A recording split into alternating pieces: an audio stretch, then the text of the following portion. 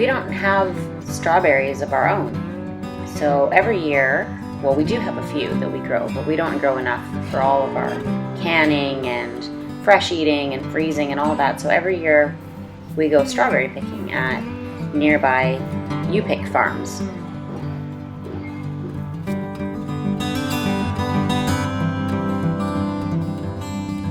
And every year I can up dozens of jars of strawberry jam to get us through the year. Because we don't actually buy any jam from the store. We make and can all of our own jam, and we keep lots of extra jars on hand just to give away as gifts and things like that throughout the year. And strawberry jam is definitely a family favorite.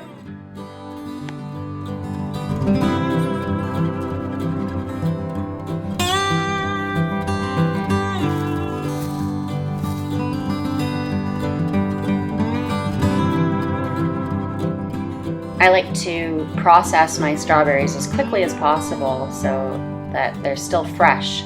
So as soon as I get them home, or as soon as possible, I get them washed and cut the tops off and get ready to make some jam.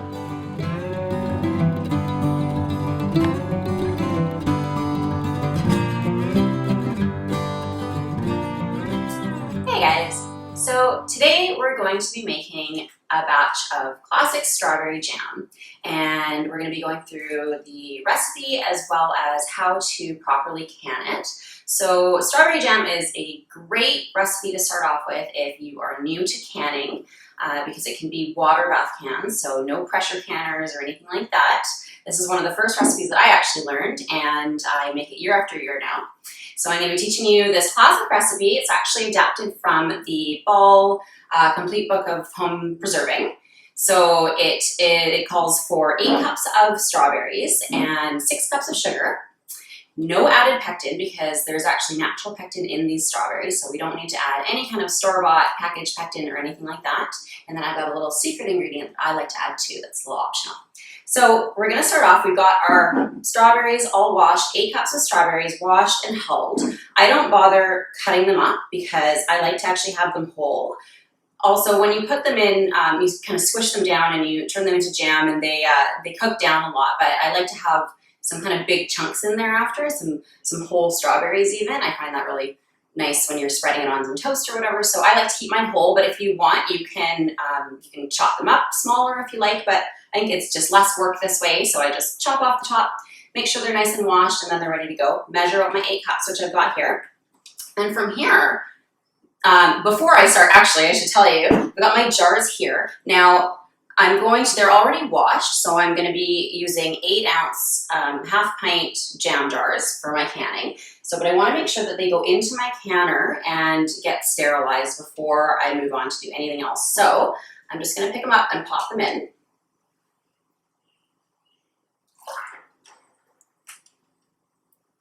So you want to make sure that you wash them. Now you can reuse canning jars over and over and over again, but you want to make sure first off that you just double check that there's no nicks or anything in the top, because that will affect the seal. And no cracks in the jar for sure. I've had that happen before where there's been a crack in the jar, and then the pressure and the heat from the canner ends up making them explode in the canner, and it's a big mess. So just double check your jars first, which I think we've done, and they look pretty good. So make sure that you wash them with hot soapy water or run them through the dishwasher. And then once they're all clean, then pop them in your canner. Now I'm actually using an old pressure canner that I just use for my water bath canning as well, but you don't even need, you can purchase a water bath canner, or you can also just use a stainless steel pot. The only thing is that you want to make sure that you got a rack in the bottom so that your jars are not touching directly on the bottom of the pot. So there's a canning rack that comes with this one because it is a proper pressure canner. But if you're using a stainless steel pot, you want to just make sure that you've got some type of an insert or something on the bottom to make sure that they're not in direct contact with the bottom of the pot. Okay, so I got my canning jars in. So with this one, I'm not going to lock it down like you would with a pressure canner because we're not pressure canning. I kind of just rest it on top there. And then I'm just going to turn the heat on, and I'm going to turn it to just about medium. You don't want to boil the jars. You don't need to boil them to sanitize them. They've already been through a wash and they've been washed with hot soapy water. So just make sure that you kind of keep it at about a medium temperature, and you're going to keep them in there until your jam is all ready, so that when you pull them out, the jars are hot, and then you're putting your hot jam in, and then you're going to screw the bands on and everything and put those right in the canner so everything stays nice and hot, nothing has a chance to kind of cool off or develop any type of bacteria or anything like that. So while those are sanitizing and staying in that hot water, I'm going to get going on my jam. So this is the really fun part. So you take your bowl of strawberries and you're going to want to mash them up. Now, you can do this with a potato masher if you want, or any type of wooden spoon or anything, but I find it's most effective and most fun, honestly, to just get in there with my hands. So obviously, before you prepare any kind of food, make sure that you have washed your hands with hot soapy water as well. And then once you're all nice and clean, then just get in there. So I just like to start squishing them with my hands, just like this.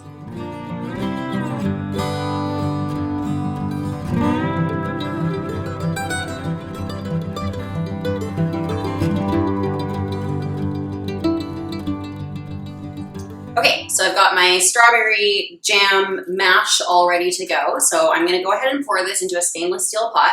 Now, just make sure that you are using stainless steel and not like copper or something like that, because that can give off like a weird taste. It can react with the strawberries. So just make sure that you're using a nice, clean stainless steel pot.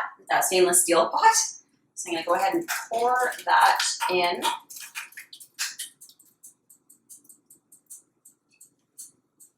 Get out any last bits.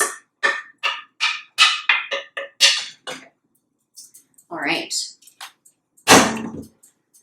Then I'm going to go ahead and add my sugar. So like I said, I've got 6 cups of sugar here to my 8 cups of strawberries. I'm going to pour that in. Now just use plain old white sugar. I use organic sugar that I buy from Costco. So I'm going to give that a stir. I'm just going to turn the burner on to medium-high, and I'm going to stir that up really good. Now, you can just go ahead and just use these 2 ingredients to make your jam if you want, but I did tell you that there was a secret ingredient that I like to add, and that is vanilla. So if you want, this is a totally optional ingredient, but I really, really like adding some vanilla to my strawberry jam. It kind of gives it almost a strawberry sundae type flavor. And we really like that. So I have used vanilla beans in the past. If you have a vanilla bean, just scrape it down the middle, like slice it open and scrape the vanilla beans out of the pod and throw that in. Otherwise, right now I just have some vanilla extract I'm going to use. So I'm going to just do a tablespoon of that. Now again, this is optional. So if you want to just use a teaspoon or just go a little bit more subtle, but I do really like to get that vanilla flavor in there. And of course, we're going to cook this for a while. So you know, some of the flavor is going to cook off. So I like to add a whole teaspoon in there. I find it gives a really, really nice flavor up here. Vanilla. And then I'm just going to stir that until it's all really well combined. I'm going to let that get up to heat, and I'm actually going to cook it once it gets up to boiling. I'm going to cook it for about 25 to 30 minutes. So I'm going to let that get up. I'm actually going to turn it up to boiling right now just to get it up to heat. And then I'm going to turn it down to medium-high and cook it on medium-high for about 25 minutes. All right, so I've got my jam at a boil. So that's a hard boil right now. And as you can see, it can't really be stirred down. So that's a perfect time to turn the temperature down to medium-high. So I've got mine set to about 7 right there. And I'm just going to keep stirring just until the temperature lowers a little bit and I get it at a nice steady boil.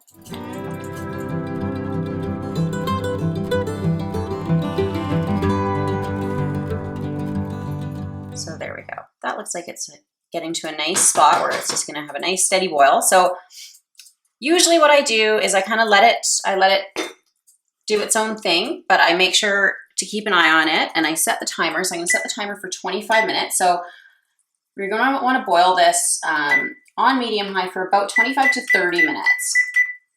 Just to give, because we're not using store-bought pectin, it just needs that time to cook down and for the jam to set.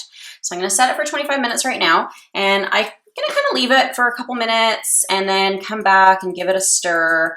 But you do want to make sure that you're stirring it pretty frequently, just so that it doesn't start, you know, burning or sticking to the bottom of the pot or anything like that.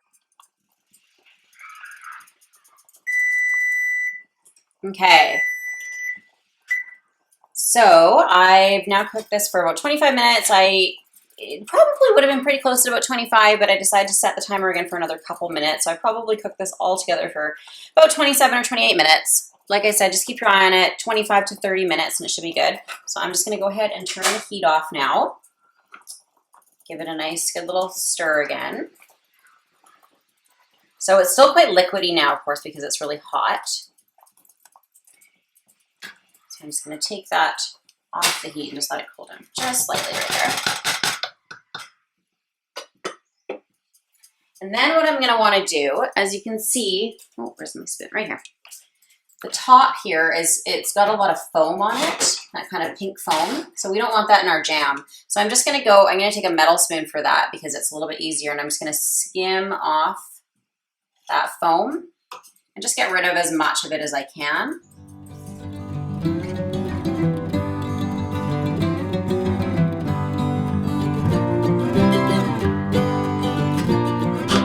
Got that. Now the next thing that I want to do is I want to do something called a sheet test. So basically we're just testing to make sure that our jam has thickened up enough and is going to set. So what you want to do is you want to grab a bowl with some ice water. So I got some ice cubes and some water, and put a metal spoon in there and get it nice and cold.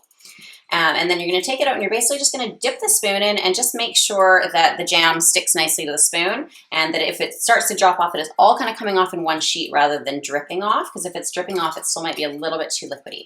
So I've got my cold spoon. I'm just going to dry it off quickly, just wipe it so that that water's not getting in the jam, and I'm just going to touch the back of it and see, oh yeah, and look at that. That is some good looking jam. Okay, so we're ready to can our jam. So I've just got the pot of jam here. I've just got it on a towel, on a tea towel on the countertop. I'll go ahead and take my nice, hot, sterilized jars out. Now the other nice thing about having the canner kind of nice and hot, it's not at a boil or anything, of course, right? Just on medium heat. But that means that the water is already nice and hot, so that when you go ahead and put your filled jars of jam in, that you're not gonna have to wait as long for it to come up to a boil, right? The whole trick to canning really is to try to keep everything as hot as possible without letting it cool down in between. And that keeps everything nice and sterile and safe.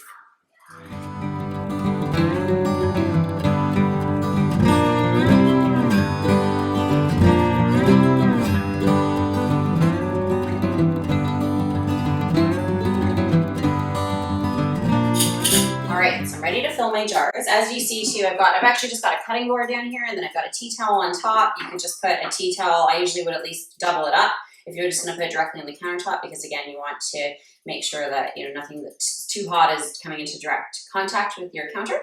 And also because with the jars, right, because your countertop can be a little bit cool, and you want those jars to you don't want them to get shocked and get really cold, right? So once you pull them on the counter and they're nice and hot, you don't want to put them on a cold countertop because it could potentially even break the jars. So anyway, just make sure you have a little bit of a barrier between your jars and the countertop.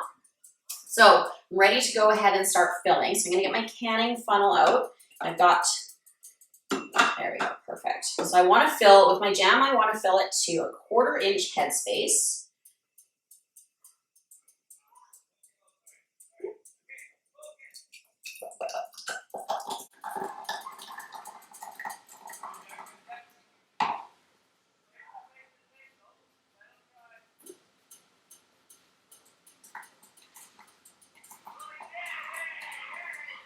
There we go.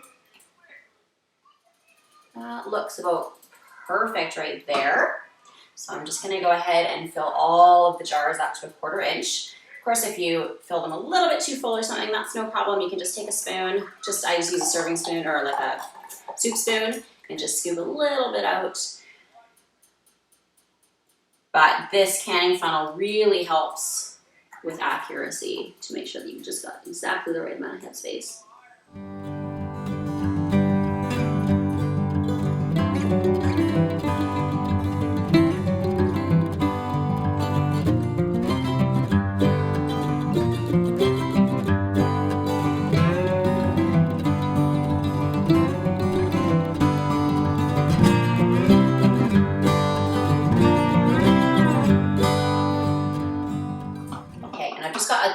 little bit left, but I don't want to waste anything, so I'll just go ahead and just pop it into my jar here.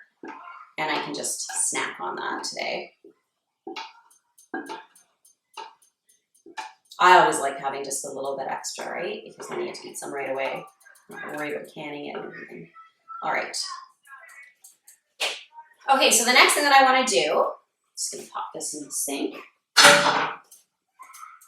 is I want to just go around the outside of the jar, just like this, with a knife, and that just helps to make sure that any trapped air bubbles or anything are released, right? So we don't want any air getting trapped in there if we can avoid it.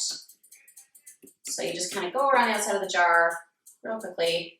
Sometimes if there is a large air bubble or something, that you'll find that it gets released, and then you might need to top up your jam a little bit, just back up to that 1/4 inch headspace mark. But this all looks pretty good.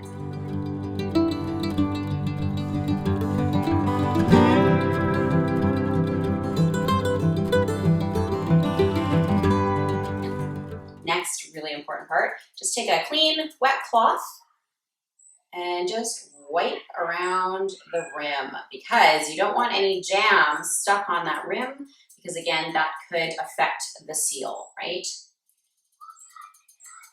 You don't want anything standing in between your jar and your seal if you want to have a safe seal that's going to last in your pantry. Perfect, that's looking great. So I'm going to go ahead and just place my lids on top.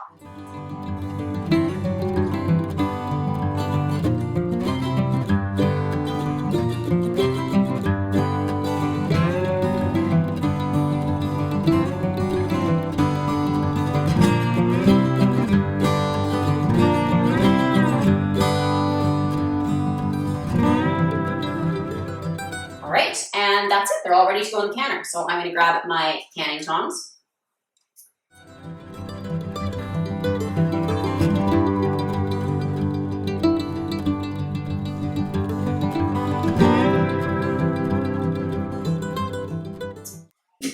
And hardly a mess. I'll have to switch out the tea towel. That's okay. So I'm going to go ahead and just put the lid on. Like I say, I'm not pressure canning or anything, so I'm just going to kind of leave the lid. I just balance it right on top using this lid, right? Or if you're using a regular stainless steel pot, then that's fine. Just put the lid on top, but just not, because we're not pressure canning it, we don't need it to have like a really tight seal or anything like that, right? It's allowed to kind of vent and that kind of thing. And then I'm going to turn this all the way up to high and get it up to a full rolling boil. And once it is, and you can kind of hear when it gets to that point, right, where it's really at a full rolling boil, that's when you want to start the timer. So once it gets up to a full high heat rolling boil, that's when I start my timer. For this strawberry jam, you're going to want to process it for 10 minutes. So I'm going to set my timer to 10 minutes. And then after it's finished, when that 10-minute timer goes off, you're going to turn the heat off. You're going to take the lid off, and you're going to set the timer for another 5 minutes and just let it rest in the canner for another 5 minutes before you take out the jars, okay?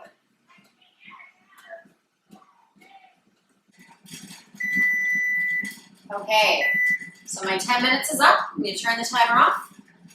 I'm going to turn the heat off. I'm going to open it, and I'm going to take the lid off. But of course, you want to be careful because you don't want that steam to kind of all come at your face. So I'm going to open it away from me.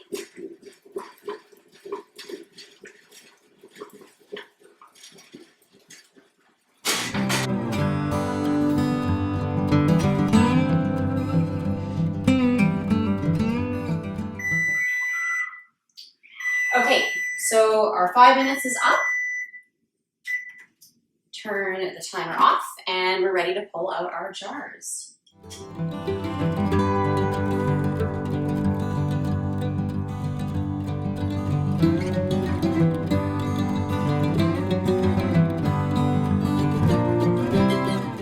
So there you have it, 6 beautiful jars of home canned strawberry jam. So if you like this video, make sure to hit like and subscribe below for more homestead recipes, gardening tips, DIY tutorials, and more. Until next time.